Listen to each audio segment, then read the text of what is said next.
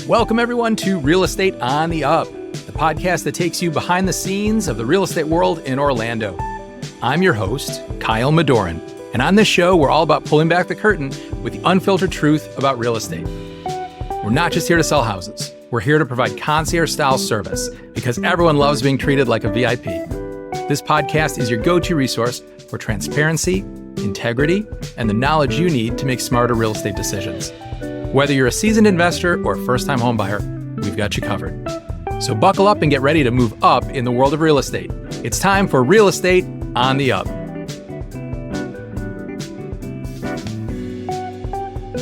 Originally from Brazil, Gisele Kolbrich has had a stunning career involving entrepreneurial success and business ownership in both Latin America and the United States. She studied at Georgetown University and started her first business venture at just 22 years of age, which is still running successfully. A huge believer in the power of knowledge to achieve results, Gisele holds over a dozen designations in real estate and has won awards for customer service and agency sales. Since 2021, she and her husband, Phillip, have been the owners of Top Florida Homes, a real estate brokerage here in Orlando. Fluent in English, Spanish, and Portuguese, Gisele is also a stock trader and loves scuba diving, which in addition to her real estate success makes her a uniquely talented and exceptionally interesting guest. And I'm honored to have her with us today. So without further ado, here she is. Welcome to the show, Gisele Kolbrich. Thank you so much. That was a great introduction. You're most Love welcome. it. No, I'm really excited to talk to you because you have such an interesting background. You've achieved so much. I know everyone listening would love to hear a little bit about your story and how you came to be here. Yeah, sure. I joined real estate in the United States. I like to say in the United States because my grandfather was a realtor in Brazil, was a builder as well. So he built homes. But I wasn't so interested in in becoming like a realtor. Like the market over there it wasn't a market that I saw and I was like, oh, wow, this is like, we have a lot of opportunities. If you don't know Brazil and Latin America, the market is not like the United States. Like it's very, Interesting. yeah, Okay. you put a condo up for sale, a single family home up for sale, and you're talking about a year, 2 years, on Wow. average. I didn't know Yes, that. That's yes. very interesting. And and that's not even talking about luxury homes. So luxury homes like 3, 5, 10 million that like they can take up to 3 years. So Wow. Okay. Big unless they're difference. super exclusive. Yeah. Yeah. Yeah. Very So it interesting. wasn't something I was very passionate about. I did have another business with my family. One of the business when I came back from my first exchange program, I opened a language school with my parents, and which was actually my idea when I was like 16 years old, which is crazy. And the whole point of coming for an exchange program was because I wanted to have that business. I wanted to develop, that business in Brazil, and this is the business that is still run by my family. And I was also a franchisee for LATAM in one of their travel agencies in one of the trips to the And United that's States. an airline, right? An airline that you. The airline company, yes, Latin American, LATAM. One of the trips that I had to do for LATAM, preparing for the World Cup and, Oh. bringing the World Cup in 2014 to Brazil. That's when I met my husband. Wow, that's great. I didn't know that. That's super exciting. Yeah, no, obviously that was great because exciting work for the World Cup, and you got a nice benefit out of it by meeting your future husband. So that's great. Yeah, so Philip, we met on a cruise. Super crazy story. Oh my gosh, very good. So he talked you Yeah. into then moving to the United States and joining him here? Yeah, it was a lot of back and forth. Very difficult to when you have your life all set up in another country. But at some point, after some ups and downs, which is, we decided that it would be too hard for him to live in Brazil. He didn't speak Portuguese. And we do know that America's better for raising kids and opportunities. So we said, you know what, you've been here before. So let's just come to America. And then when I came here, I ended up meeting his mom. That's also a realtor. Oh, wow. That's great. Yeah.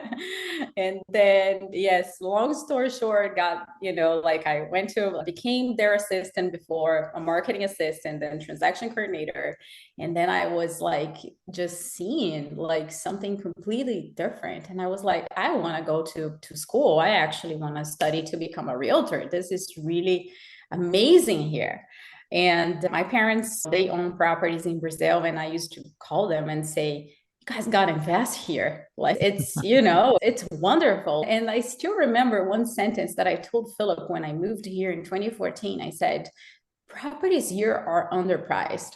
Like this is gonna go up. Yeah, Orlando was a great value back then. It really was. Yeah, Yeah. exactly. So I know we had COVID and everything, and that of course definitely helped properties, go up so much. Yeah. But yeah, I'm very passionate about real estate. I think the market here is wonderful. The returns we have here, it's really hard to find. I can't say it's the best in the world because I haven't been everywhere, but Yeah. I know it's hard to find just because we have a lot of international clients. Sure. Yeah. And I know that we here in Orlando, we're lucky to have a lot of Brazilian investors who look for properties here specifically. So that makes sense now. Now that I hear the whole story and background of it, I had no idea how things were different in Latin America and Brazil than they are here.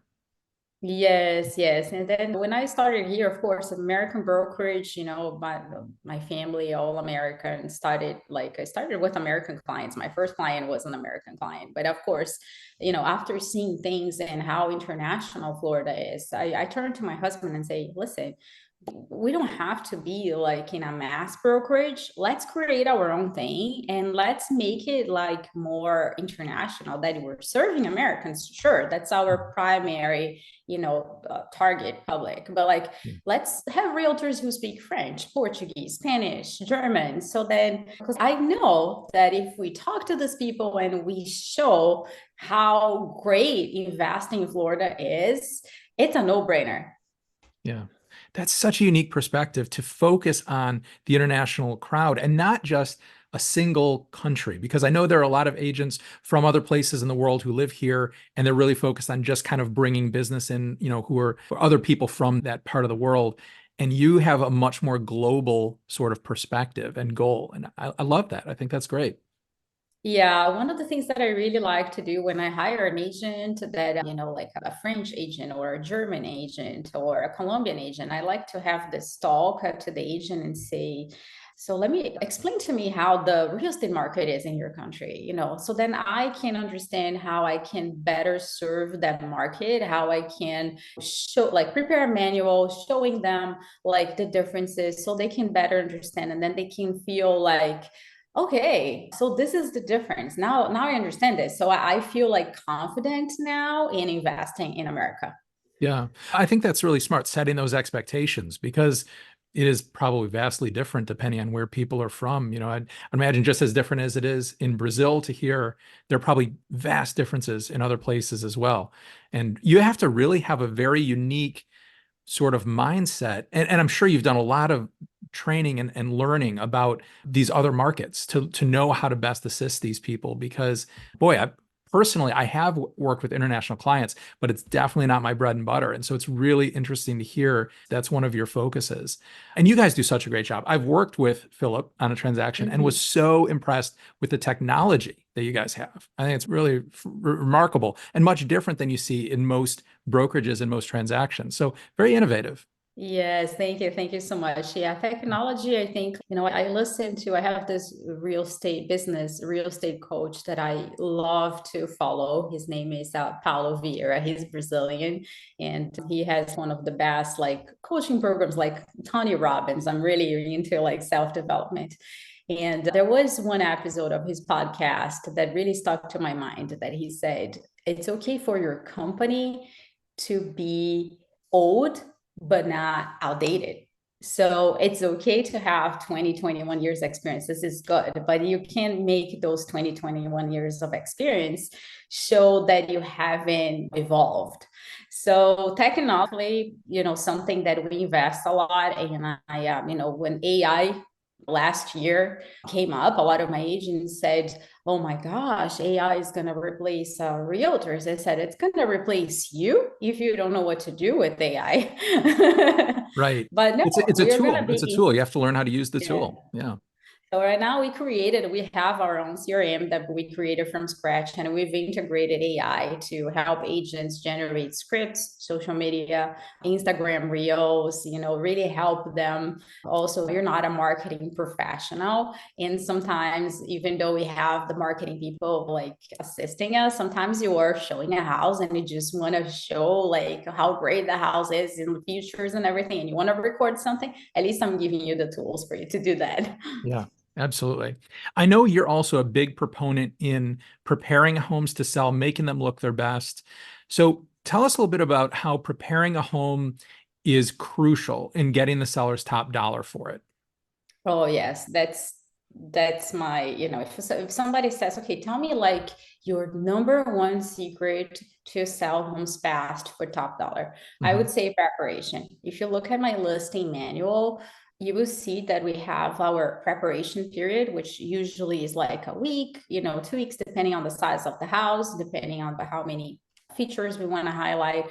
But we spend a long time preparing homes for sale because right now, for example, yeah, talking about a little bit of real estate market, we know that interest rates last year, they scared buyers. They reached at some point 8%, and it pushed a lot of buyers away from the market because they couldn't afford the home they wanted. And some that just held back and they said, no, I'm not just gonna purchase now, I'm just gonna wait. This is too high. Yeah. So a lot of those homes that came on the market at the end of last year, they unfortunately didn't sell. So we have like a kind of like, I call it market hangover this year. Market And hangover. Yeah, I like that. I call it market hangover to my agents. And I said, it's great. Now, rates are not at 8% anymore, but we've seen and this is the spring when usually it's real estate season.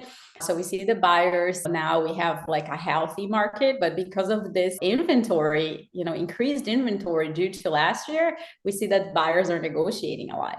And negotiating meaning that you have way more competition. So you want to make sure that your house shows at its best. Like a buyer doesn't want to walk into a house and see work to do. Right. So Right. they want to look at a house and see, oh, wow, this owner, this seller has been taking care of this property. Look how wonderful it is. Yeah. Also, like staging, right? Like I use Shaylee, your wife, amazing stager, best stager. He's pretty remarkable.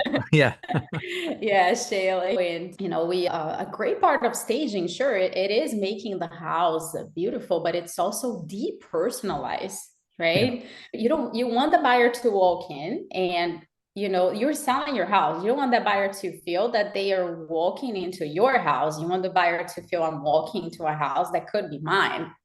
So Right. we have to do personalize. And sometimes it's just like, oh, very small thing. Like you like the front door is red, but I don't like red. So that front door is already enough to make me not feel it's gonna be my house. Sure. It starts So a right lot when of you things. walk up, right when you're waiting to open the front door. That's when it all begins, their impression, or actually when they pull in the driveway, even before that. So you're absolutely right. Is starting top to bottom, front to back, making sure it looks its best, depersonalized, like you said, because people, they want to envision themselves being there. And the more personalized it is to a seller, that's what makes a house feel like home, of course.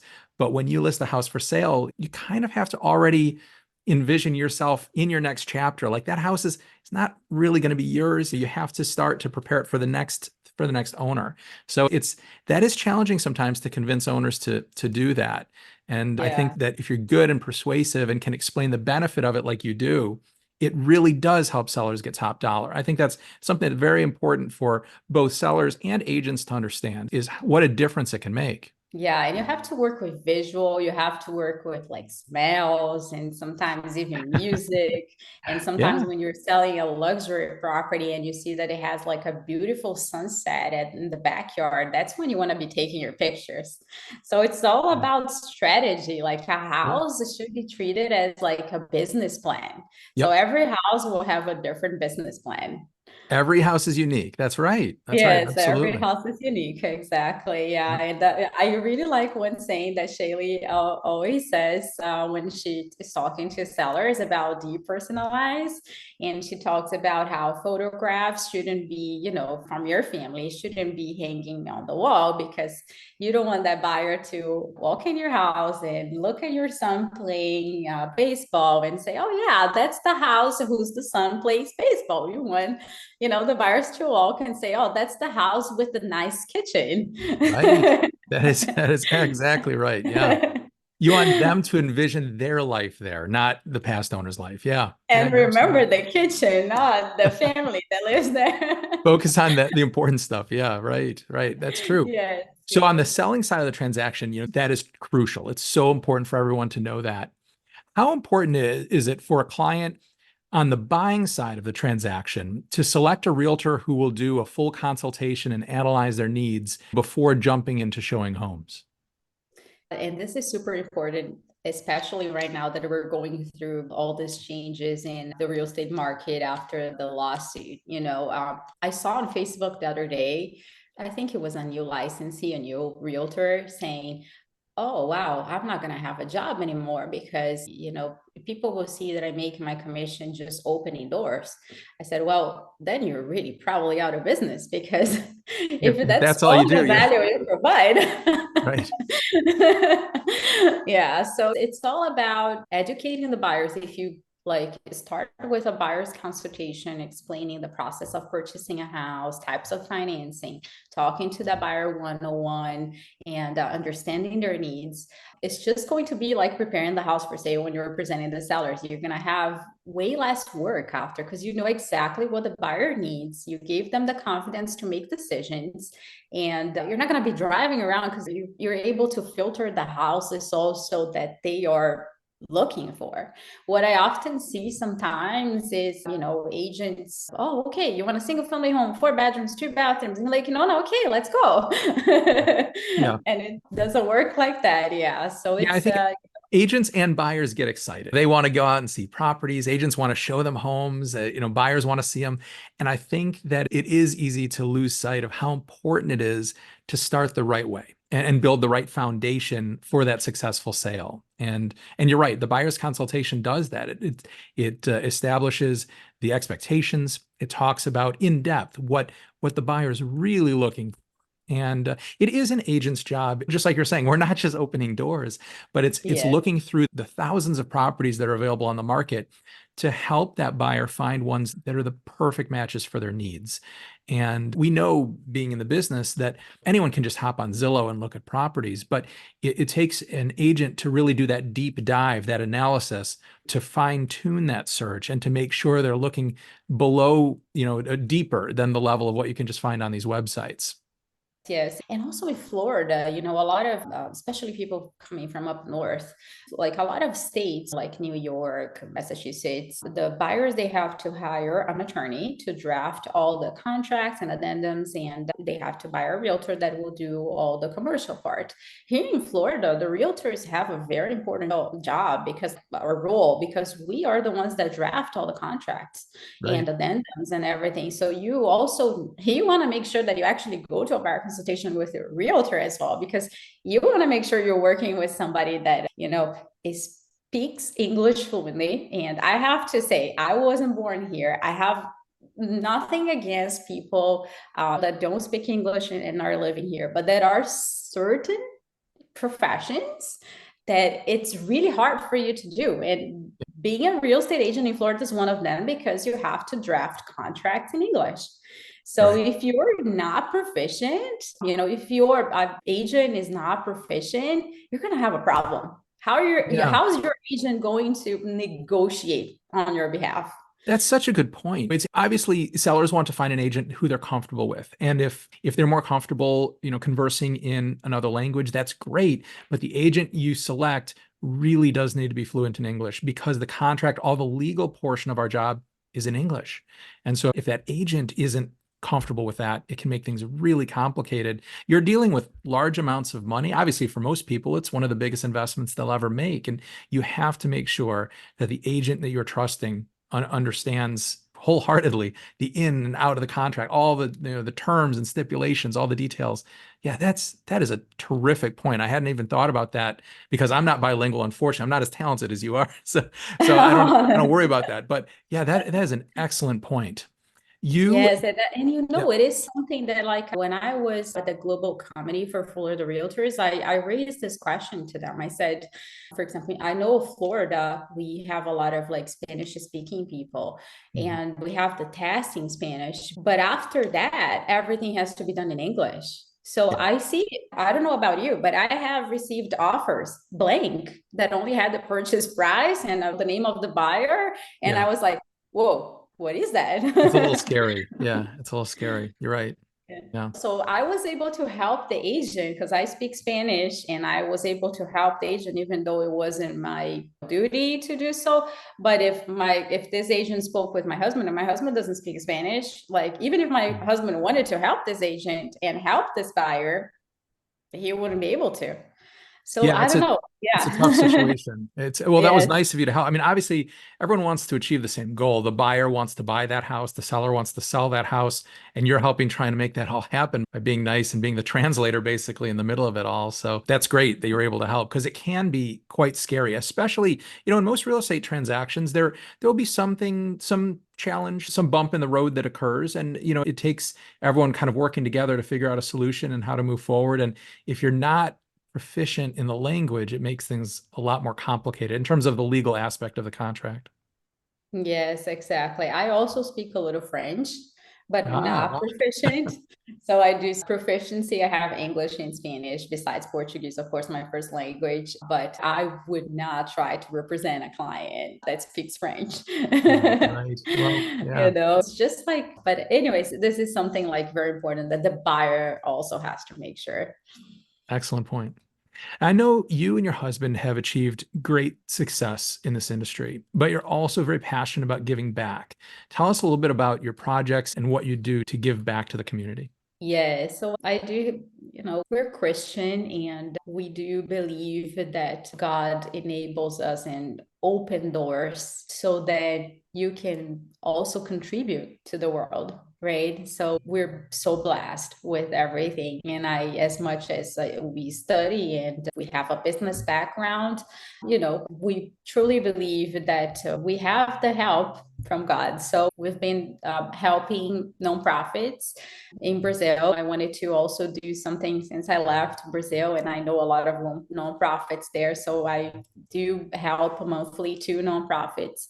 One builds whole cities in the northeast of Wow. Brazil. If you haven't been to the northeast of Brazil, it looks like Africa. You don't have sewer, you don't have water. People die from starvation. It's Wow. not like the South that is super developed. It doesn't even look like you're in the same country. Mhm. And we do have another one also that we help, and this one we're actively also working, which is like renovating orphanages in Sao Wow. Paulo. So we found out that those orphanages are usually owned by churches or they are, donated houses that were taken were donated or the houses that were taken by the government because the people were not paying taxes. And usually, the furniture is all broken, the place is dirty. So we came in, we partnered with a group of designers and architects, and we renovated these orphanages. And we've also decided to create a study room. And this study room is going to teach English. And now this is how I combined Top Florida Homes renovating with my first project when I was 22 years old. The Speak Up Idiomas, the language school that I founded with my family in Brazil. And Speak Up Idiomas is the language school that now is teaching inside these orphanages. And what Wow. we It's all look at come full that, circle. It's all, yeah, that's great. yes, Wow. we want to change their future because also when they reach a certain age, they have to leave the orphanage and they don't have, like, they're not qualified enough. Unfortunately, public schools in Brazil are not good. So if you studied in a public school and you haven't taken any extra courses, you don't know how to speak English, you're stuck. You're not going to have a great job. So allowing them to speak English fluently can definitely change their future. This is a project that makes me so happy. I can tell you're very passionate about it. That's fantastic. Yeah. Yeah. It feels great to be able to give back. So good for you guys. I know you're also working on a book for Brazilian investors. So tell us a little bit about that. Yeah, so that, passion. And I always had I have a lot of my agents that even Brazilians and even Colombians, and when they joined my team, they said, wow, Gisele, like you're always studying, you have so much knowledge. And I'm very passionate about studying. Yes, if you know me, you know that I'm always studying. I'm always taking a designation. I love studying, as I was that nerd student in the front row. That's okay. Nothing wrong with that. So they said, well, you need to let people know all the knowledge you have, it's hard to find. And then I was like, oh, you know what?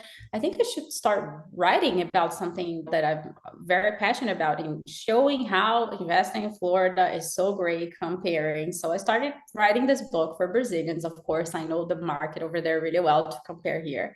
And I'm writing this book, of course, because I want a great portion of all the proceeds to go to these nonprofits, not just in Brazil. I'm not going to say the name, but I'm in the process of working with one here in America as well.